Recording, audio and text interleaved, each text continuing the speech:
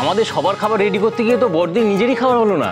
বড় বৌমাকে নিয়ে আমার কিছু বলার নেই, কিন্তু যে হুটোপাটি করে রেডি হতে গেল তার পাত্তা নেই কেন? হ্যাঁ সেই তো, এরপরে দেরি করে আসবে, তারপরে বলবে বড্ড দেরি হয়ে গেছে আমি খাবো না করে দৌড় দেবে। আমি ডাকছি। ছোট মা তুমি যাচ্ছ না, আমি দাদা ভাইদেরকে ডেকে আনছি, দাঁড়াও। আরে এই তো এসে গেছে দাদা ভাইরা, এসো এসো, তোমাদেরই ওয়েট করছিলাম।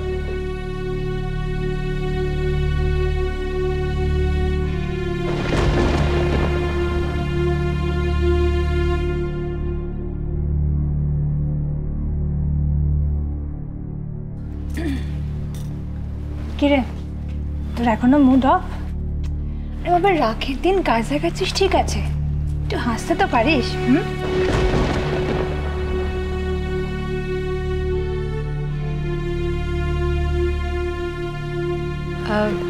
পিসিমা, মা শুরু করুন আপনারা। না না, নেবো নেবো, সবাইকে আগে দাও। হ্যাঁ, এই অলি, কনক, একটু হাতে হাতে লুচিটা দিয়ে দাও।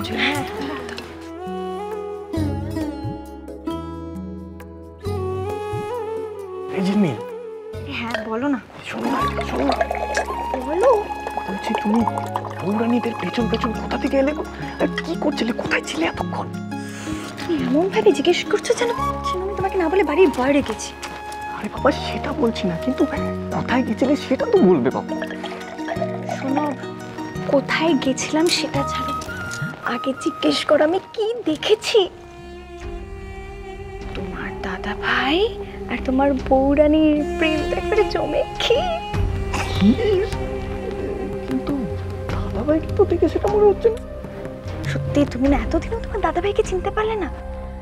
এই তোমার দাদা ভাই হলো ছোট মার মতো, বাইরে একদম রাফ এন্ড টাফ, কিন্তু ভেতরে ভালোবাসে কোনো টুস টুস করছে।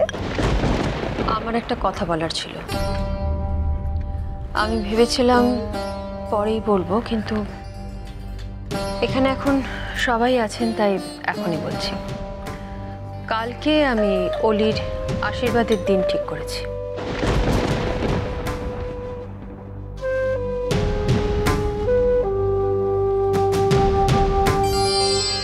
কাল? শর্ট টাইম, এত তাড়াতাড়ি? কেন, তোমার আপত্তিটা কোথায়? আরে বাবা, শুভ কাজে কখনো দেরি করতে নেই, আর ইচ্ছে থাকলে সব হয়। ছোট বৌমা তো ঠিকই বলেছে।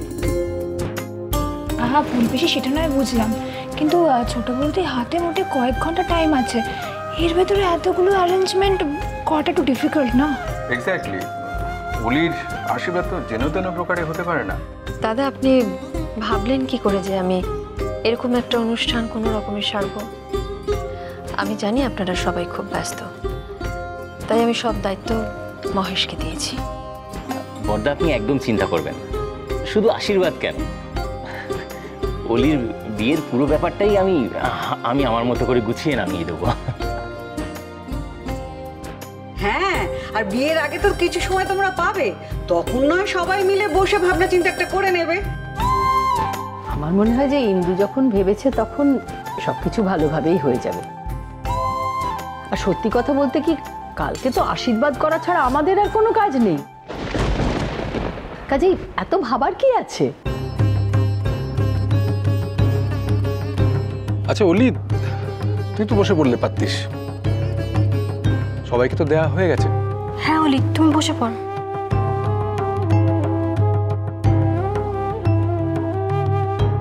অলি না কিছু একটা হয়েছে, ওর এভাবে ফিউজ। এই অলি, কি হয়েছে বলো তো তোমার? হ্যাঁ, কি হলো, কি হয়েছে? অলি, অলি, কোথায় যাচ্ছিস? অলি,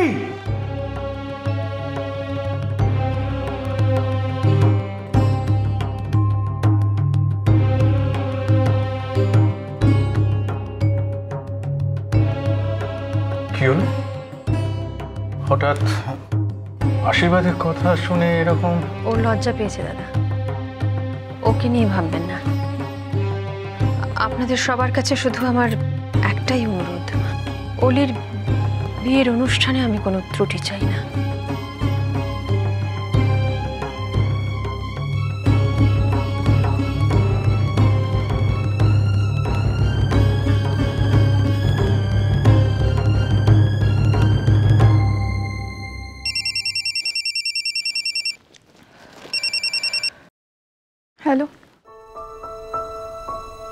কে বলছেন?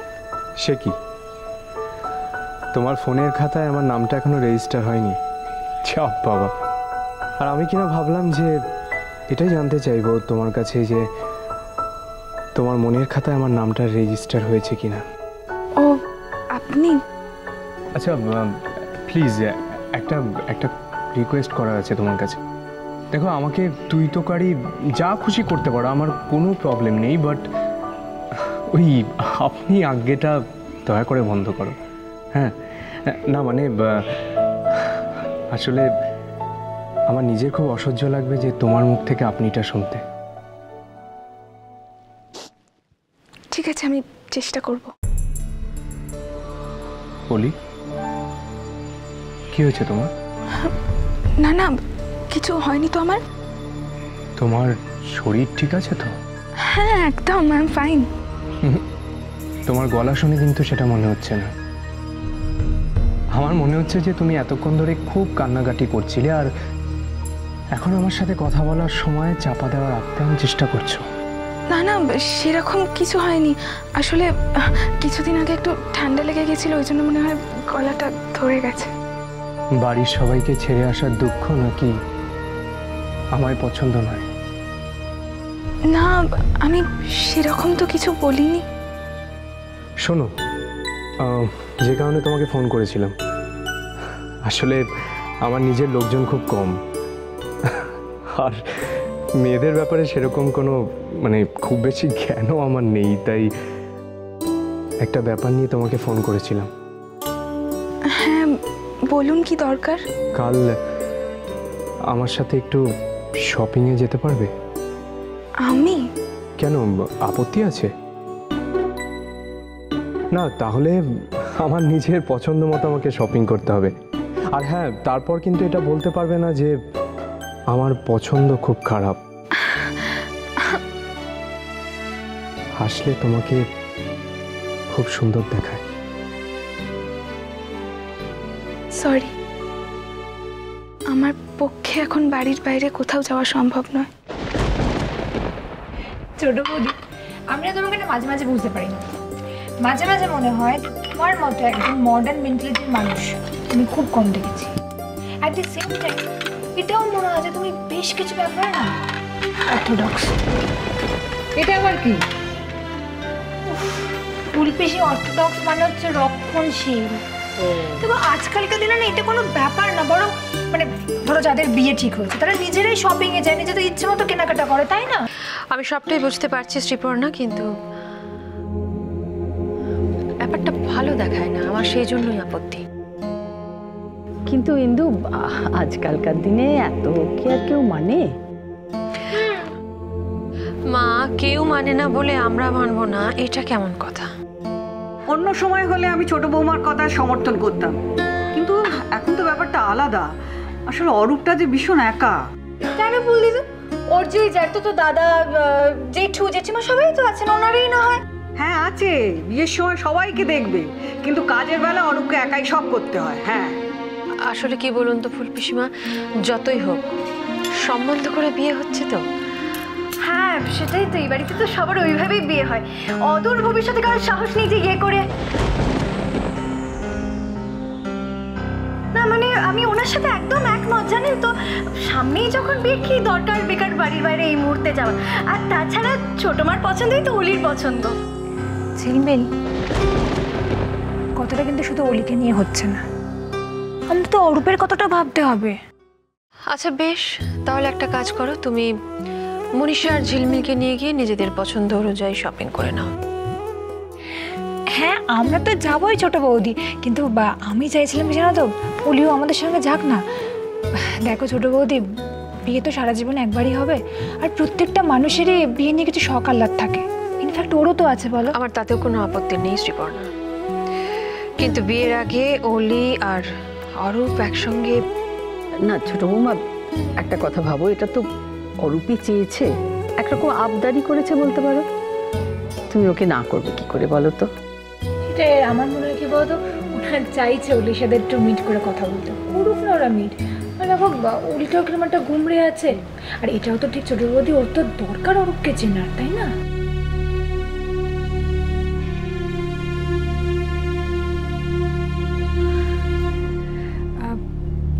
বৌদি তুমি একটু ভেবে দেখো, আমি কিন্তু সব আমার মতামত জানতে চাইছিলে না শ্রীপর্ণা?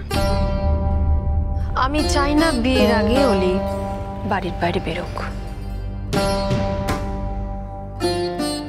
অলি কোথাও বেরোবে না।